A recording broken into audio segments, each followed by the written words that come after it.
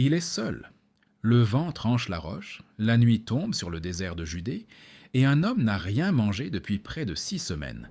Ses lèvres sont fendues, son ventre est creux. Il n'entend que le bruit du sable qui glisse, et quelque part, une voix qui lui murmure de changer les pierres en pain. Cet homme, c'est Jésus.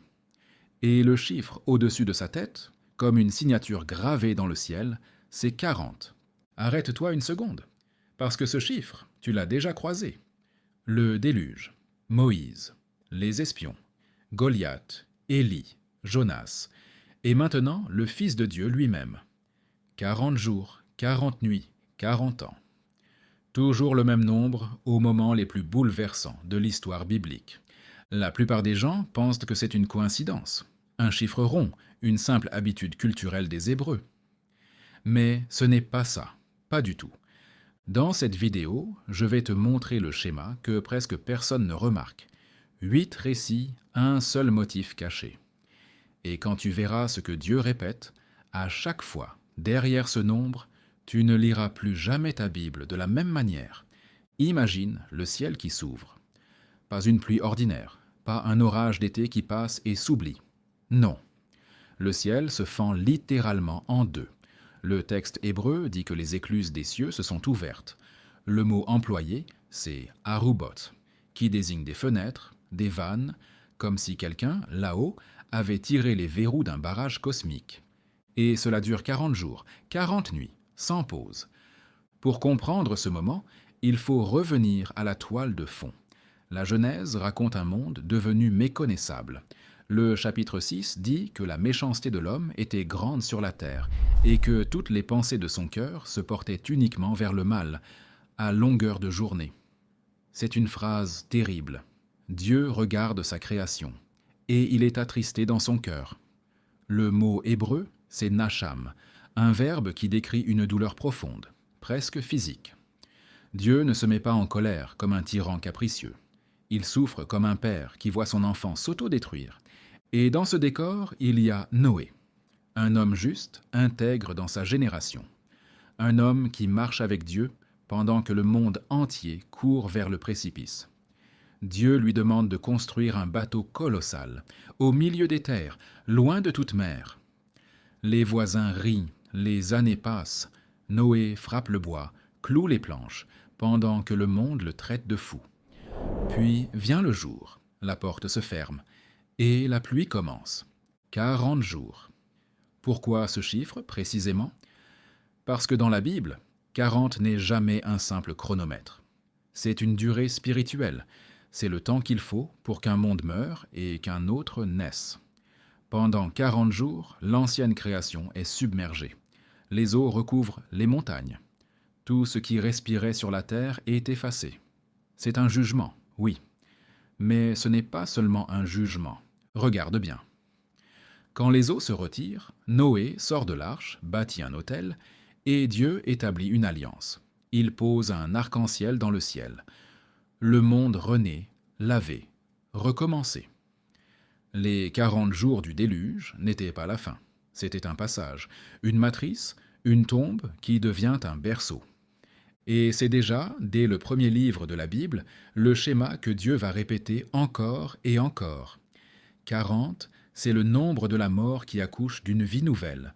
Une montagne brûle. Pas métaphoriquement, littéralement. Le Sinaï est enveloppé de fumée parce que l'Éternel y est descendu au milieu du feu. La terre tremble, les éclairs déchirent le ciel, et au pied de cette montagne, un peuple entier recule, terrifié, et supplie Moïse d'y aller à sa place. Alors Moïse monte, seul. Pendant 40 jours et 40 nuits, il disparaît dans le nuage. Le texte d'Exode 24 précise qu'il ne mange pas de pain, qu'il ne boit pas d'eau. 40 jours sans nourriture, sans hydratation, humainement impossible. Et pourtant, il est là, face à Dieu, dans un dialogue si intense que lorsqu'il redescendra, son visage rayonnera d'une lumière qui fera peur à son propre peuple. Reviens en arrière un instant. Qui est ce Moïse? Un fugitif, un homme qui, 40 ans plus tôt, avait fui l'Égypte après avoir tué un Égyptien. Un berger à Madian, un bègue, un vieillard de 80 ans qui ne se sentait pas à la hauteur. Et pourtant, c'est lui que Dieu choisit pour recevoir la loi qui façonnera toute l'histoire d'Israël, et bien au-delà. Sur le Sinaï, Dieu ne lui donne pas seulement les 10 commandements. Il lui livre le plan complet du tabernacle. Les dimensions, les tissus, les couleurs, les rituels, le sacerdoce. C'est un enseignement complet, une architecture spirituelle. 40 jours, parce qu'il faut ce temps-là pour qu'un homme reçoive un monde entier dans sa tête et dans son cœur. Et voilà le mot clé en hébreu, Torah. On le traduit souvent par loi, mais ça trahit le sens. Torah vient de la racine yara, qui signifie viser, lancer une flèche vers une cible. La Torah, ce n'est pas un code froid, c'est une direction. C'est Dieu qui dit à son peuple, voilà où viser, voilà comment marcher, voilà comment vivre. Mais pendant que Moïse est là-haut, dans la gloire, en bas, c'est le chaos. Le peuple s'impatiente. 40 jours, c'est trop long pour eux. Ils rassemblent leur or, fondent un veau et se mettent à danser autour d'une idole. Pendant que Dieu écrit la loi avec son doigt, le peuple écrit sa trahison avec ses mains. Quand Moïse redescend et voit le veau d'or, il brise les tablettes. Il les brise au pied de la montagne. C'est un des moments les plus bouleversants de la Bible. L'alliance, littéralement, s'effondre en éclats de pierre. Et que fait Dieu? Il rappelle Moïse sur la montagne. Encore 40 jours, il réécrit tout, il recommence. Parce que la grâce, chez Dieu, n'abandonne jamais au premier échec. 40 jours pour recevoir la loi. 40 jours pour la recevoir une seconde fois. Le chiffre de la mise à l'épreuve est aussi le chiffre de la patience divine. Tu vois ce qui se passe? Avant de te dire exactement ce que représente le chiffre 40 dans la Bible, je veux que tu vois le schéma. Reste avec moi.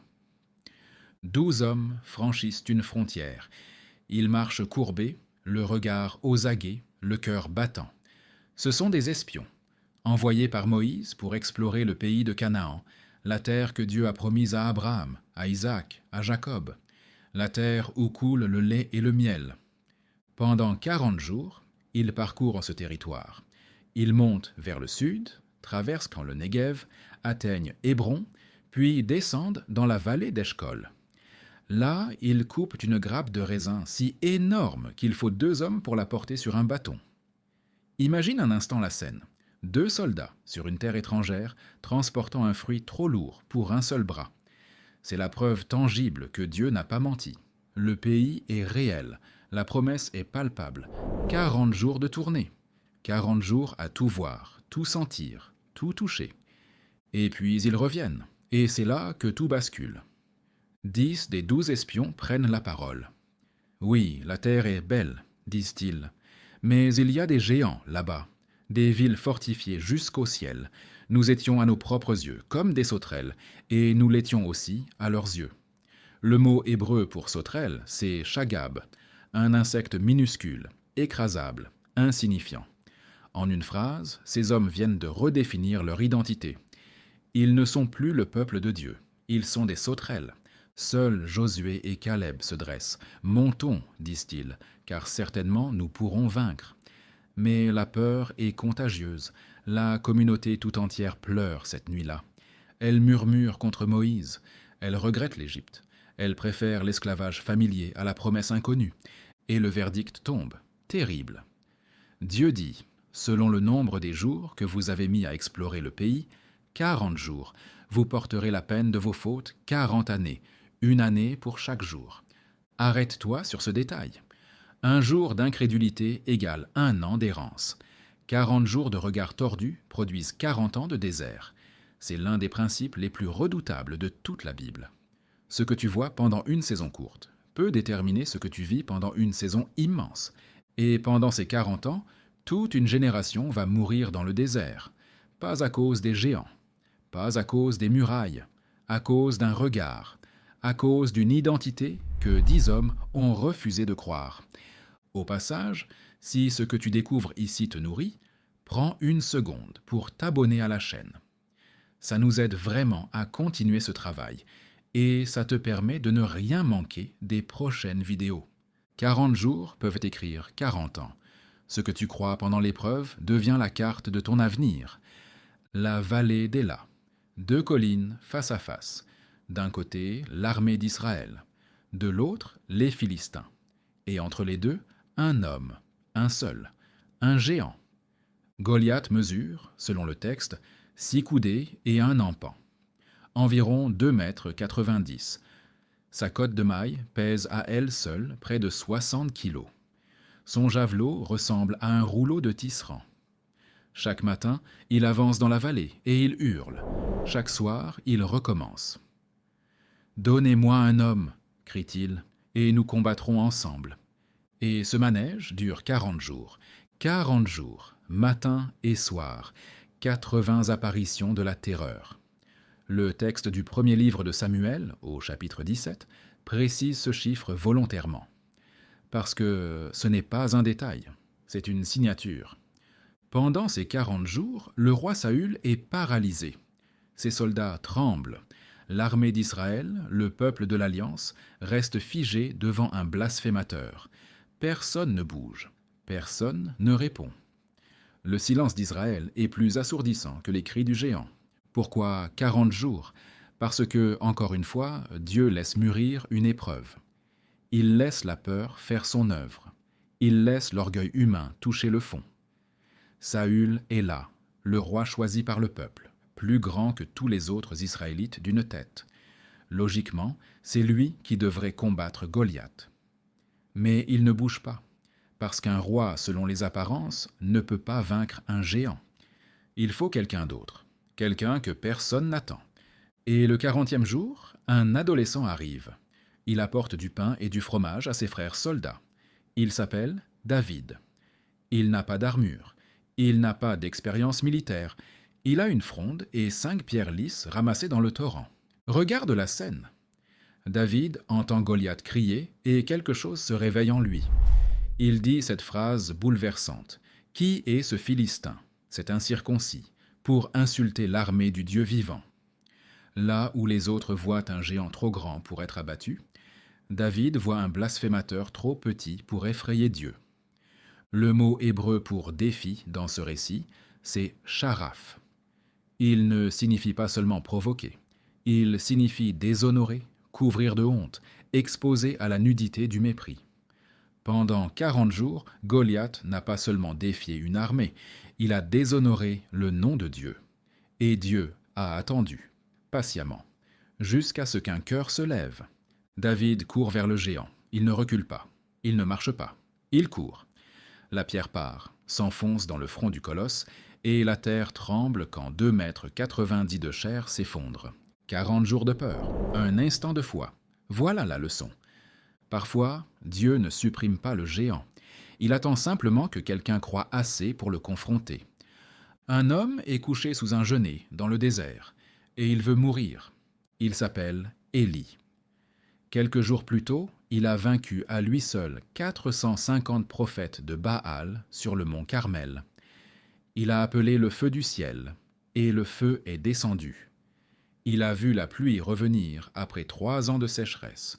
Il a couru devant le char du roi Achab avec une force surnaturelle. Il était au sommet. Et maintenant, quelques heures plus tard, il est effondré. Jézabel, la reine, a juré de le tuer avant le lendemain soir. Et Élie, le géant spirituel, prend peur. Il fuit.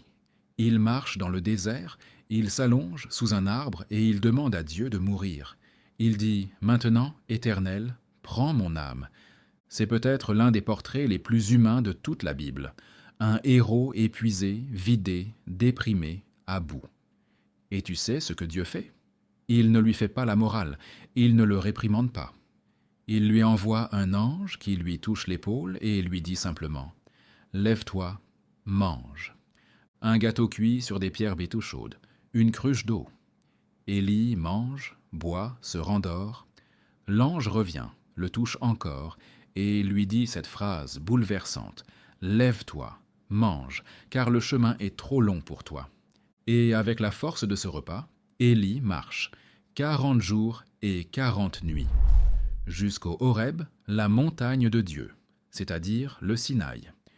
la même montagne où Moïse, des siècles plus tôt, avait passé 40 jours devant l'Éternel. Tu vois ce qui se passe? Élie refait en sens inverse le voyage de Moïse. Il retourne à la source. Il revient à l'endroit où l'alliance a commencé. Parce que lorsqu'un homme était brisé, Dieu ne lui demande pas d'avancer. Il le ramène à l'origine. Au Horeb, Élie se cache dans une grotte. Et Dieu lui pose cette question déchirante. Que fais-tu ici, Élie? Ce n'est pas un reproche, c'est une invitation. Vide ton cœur. Dis-moi ce qui t'habite. Élie répond par sa plainte. Je suis seul. Je suis le seul qui reste. On veut m'ôter la vie. Alors Dieu lui dit de sortir. Un grand vent passe, mais Dieu n'est pas dans le vent. Un tremblement de terre secoue la montagne, mais Dieu n'est pas dans le tremblement. Un feu éclate, mais Dieu n'est pas dans le feu. Et ensuite, un murmure doux et léger. Le texte hébreu dit « Kol de mama daka », littéralement la voix d'un silence subtil, un souffle de silence. C'est là que Dieu parle. 40 jours pour traverser le désert, 40 jours pour comprendre que Dieu ne crie pas toujours. Parfois, il chuchote. Parfois, la plus grande rencontre vient après la plus grande chute. Un homme marche dans les rues de la plus grande ville du monde. Il empeste le poisson. Sa peau est blanchie par les sucs digestifs. Ses cheveux sont emmêlés. Il a passé 3 jours dans le ventre d'un monstre marin et tout le monde le sait rien qu'à le regarder. Il s'appelle Jonas. Et il traverse Ninive avec un message d'une brièveté glaciale. Encore 40 jours, et Ninive sera détruite. Ninive, ce n'est pas n'importe quelle ville, c'est la capitale de l'Empire assyrien, l'ennemi juré d'Israël. Une puissance militaire connue pour sa cruauté extrême. Les Assyriens empalaient leurs ennemis, écorchaient les vaincus, construisaient des pyramides de crâne pour terroriser les peuples conquis. Le prophète Nahum dira plus tard que Ninive était une ville de sang, pleine de mensonges, remplie de violence, et Dieu envoie un prophète juif là-bas, pour les avertir, pour leur offrir une porte de sortie. Jonas, au départ, refuse. Il fuit dans la direction opposée, embarque sur un bateau vers Tarsis, c'est-à-dire au bout du monde connu, parce qu'il a compris quelque chose d'effrayant. Il sait que si Ninive se repent, Dieu lui pardonnera. Et Jonas ne veut pas que ses ennemis soient pardonnés. Il préfère les voir brûler. Voilà la vérité brute de son cœur. Il faut une tempête, un naufrage, un grand poisson et 3 jours dans les ténèbres pour que Jonas accepte enfin d'obéir. Et quand il arrive à Ninive, il prononce 8 mots en hébreu. 8. Od arbaim yom ve Nineve nepaket. Encore 40 jours et Ninive est renversée. Le verbe apak est fascinant. Il signifie renverser, mais aussi transformer, retourner complètement. C'est le même mot que Dieu utilise pour la destruction de Sodome. Mais c'est aussi un mot qui peut signifier changer de cœur, se convertir. Dieu joue sur cette ambiguïté. Soit la ville sera renversée par le jugement, soit elle sera retournée par le repentir. Dans les 2 cas, rien ne restera pareil. Et voilà le miracle. La ville entière se repent, du plus petit au plus grand. Le roi descend de son trône, quitte ses vêtements royaux, s'assoit sur la cendre. Il ordonne que même les bêtes jeûnent. Ninive devient, pour 40 jours, la ville la plus humiliée de la terre. Et Dieu voit. Et Dieu se repent du mal qu'il avait dit vouloir leur faire. Il ne détruit pas. 40 jours comme compte à rebours, mais pas seulement. 40 jours comme fenêtre de grâce. 40 jours pour que le cœur humain le plus dur découvre qu'il peut encore fondre. Ninive nous apprend une chose terrible et belle à la fois. Même les pires ennemis de Dieu sont à 40 jours d'être sauvés s'ils acceptent de se mettre à genoux. Un tombeau vide, une pierre roulée, un linceul plié, et un homme que l'on croyait mort qui apparaît soudain, vivant, dans une chambre fermée à clé. Les disciples n'en croient pas leurs yeux. Ils pensent voir un fantôme. Jésus tend ses mains percées, montre son côté, demande à manger un morceau de poisson grillé. Parce qu'un fantôme ne mange pas. Un ressuscité, si.